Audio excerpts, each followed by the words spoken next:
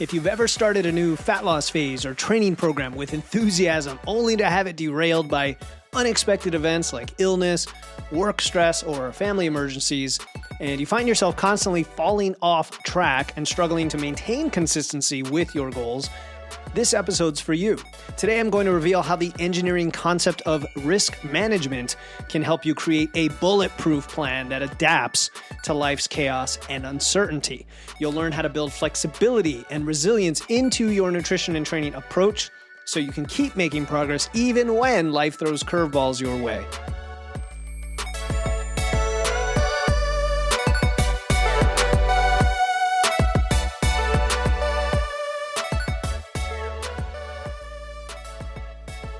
Welcome to Wits and Weights, the podcast that blends evidence and engineering to help you build smart, efficient systems to achieve your dream physique. I'm your host, Philip Pape, and today we are diving into a concept from the corporate world, risk management. Hear me out, it is not as boring as it sounds. It's not just for big corporations and Wall Street types. This is an engineering principle, and I've used it almost every day in my engineering career.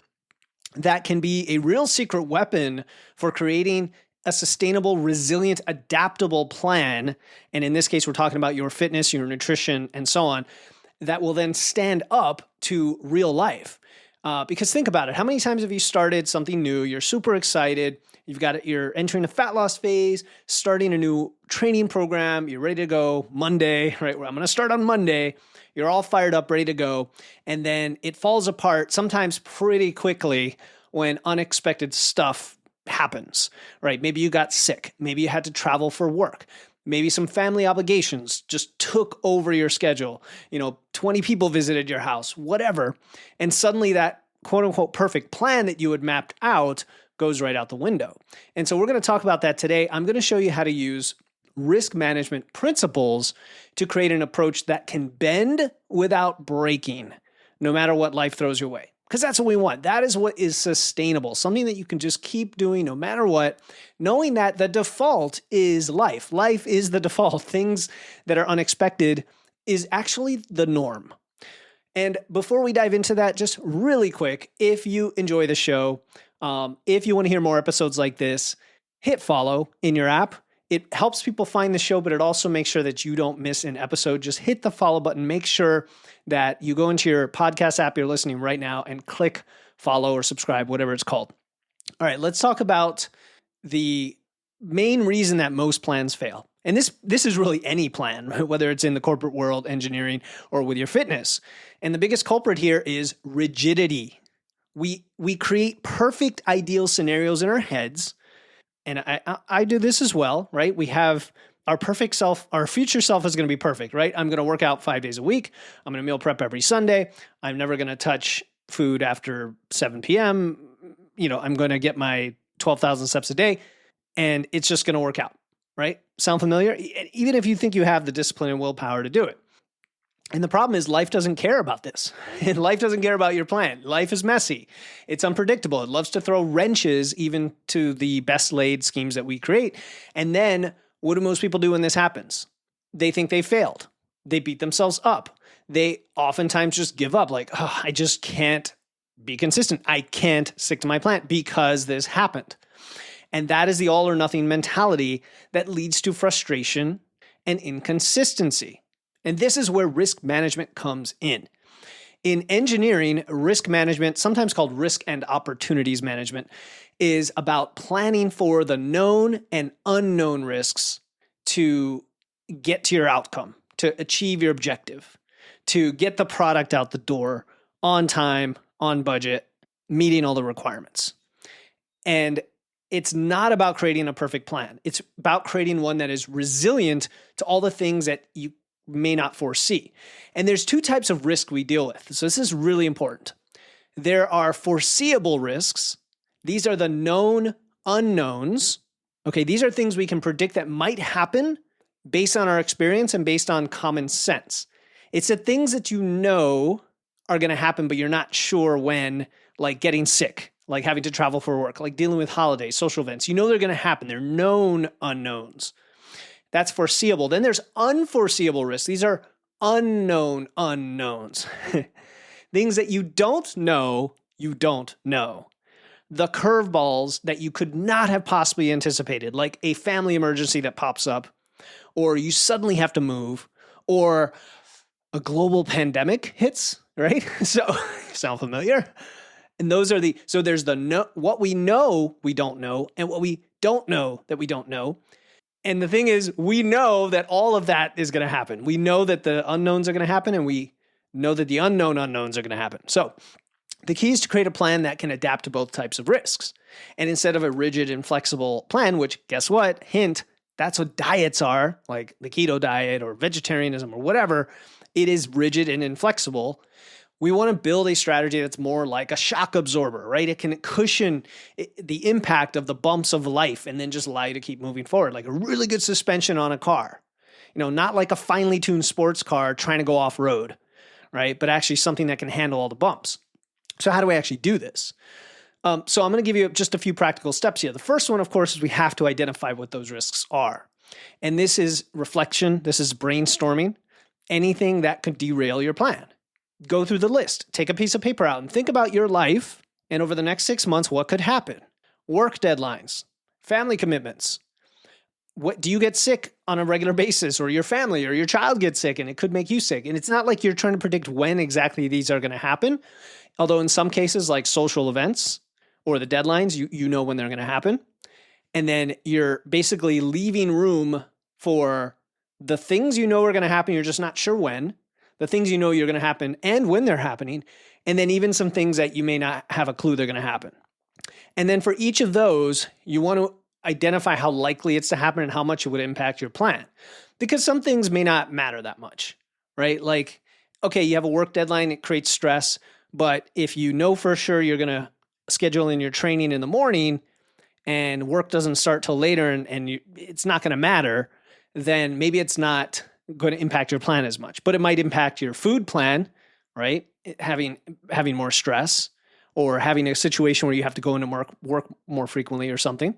So for each one of these, you want to know, is it how likely it is and how much will it impact your plan? And then you can prioritize the ones that you want to focus on the most. And I would just keep it simple and literally just, circle the top 3 that you want to focus on for this exercise.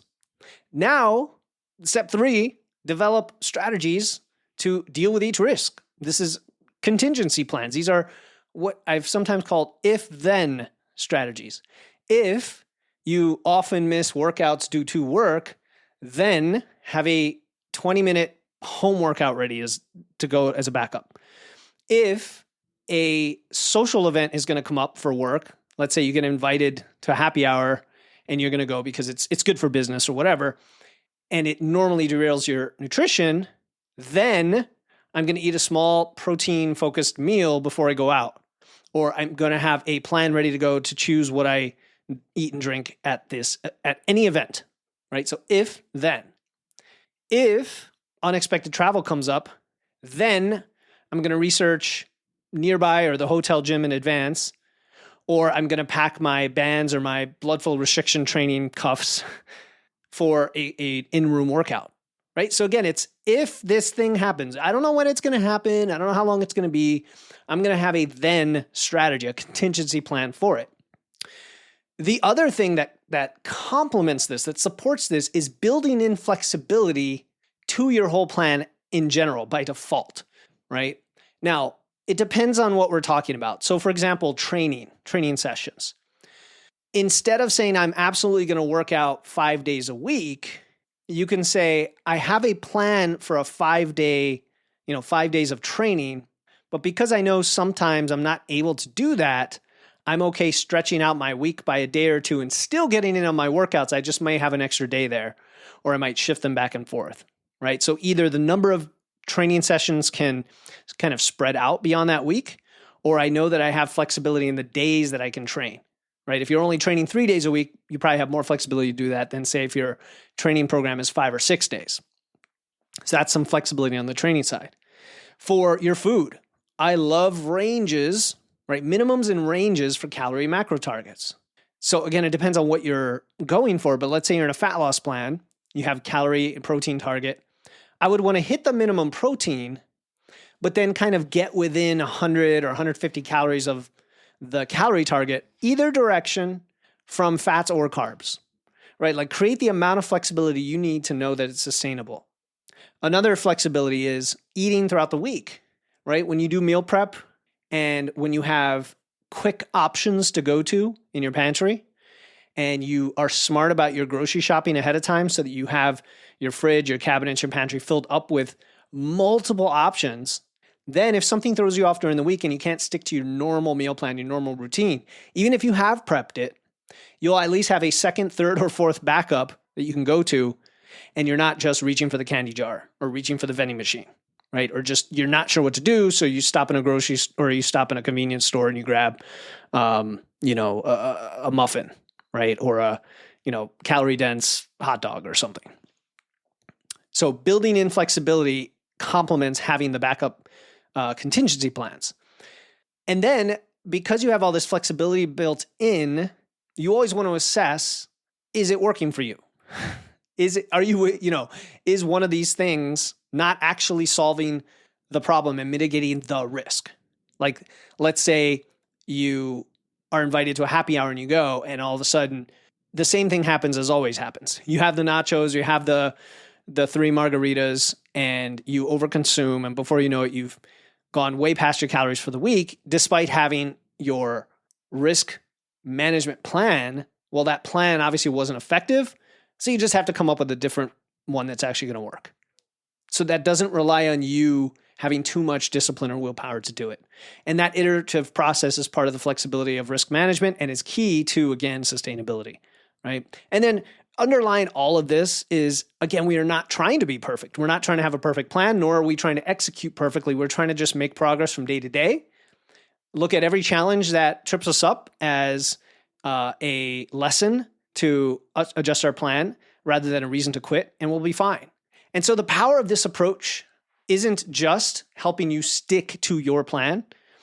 It's in transforming the approach in the relationship and thinking like a risk manager, not seeing setbacks as failures, but really data points, opportunities to learn, to adapt, to improve the system, right? That vacation that used to derail your diet for weeks because, I ate whatever I wanted on vacation and I can't get back to it now. I'm off track. I might as well just enjoy myself for a while. Now that is a chance to practice the flexible strategies here, the flexible eating and nutrition strategies. That busy work period that would have meant skipping the gym, now it's an opportunity to test out either the home workouts or the flexibility you built into your training days. And that is now taking the power back into you, an internal locus of control. You're not trapped now by some external rigid rule, some unrealistic expectation. You actually have power to navigate the unpredictable nature of life, which is the default, and make progress. And that is the key to sustainable long-term success. So if we were to just recap this episode, number one, a perfect plan will fail because it can't adapt to life. There's no such thing. Number two, risk management principles are a way to create a flexible, resilient strategy, both contingency plans and building in flexibility, which then, number three, allows you to make consistent progress even when life gets chaotic and not just quote unquote stick to your plan, which now is really a wide range of flexible options, but changing your approach to it in the first place, which will serve you well forever. So your goal is not to create a plan that works perfectly in ideal conditions because that doesn't exist. It's to create a system that keeps you moving forward no matter what life throws your way. And that's really it when it comes to risk management. So if you found value in today's episode and you want to learn more about creating a flexible, sustainable approach to nutrition, I do have a guide that I think you're going to enjoy called the Nutrition 101 Guide, and it's geared toward body composition with this flexible approach. Just go to witsandweights.com/free or click the link in my show notes. Again, witsandweights.com/free or click the link in my show notes and I'll send you the guide for free. It'll help you master that flexible dieting, whatever your goal, fat loss, muscle building, improved health. It covers everything from calculating your ideal macros to optimizing your nutrition for your workouts. And it's a really good companion to today's episode because today was a little bit more high level about the risk management in general, but then this helps you dig one level deeper with some practical tools for this resilient, adaptable strategy. Again, go to witsandweights.com/free or click the link in the show notes. Until next time, keep using your wits, lifting those weights, and remember, in fitness and life, it's not about avoiding obstacles. It's just being prepared to overcome them. I'll talk to you next time here on the Wits and Weights podcast.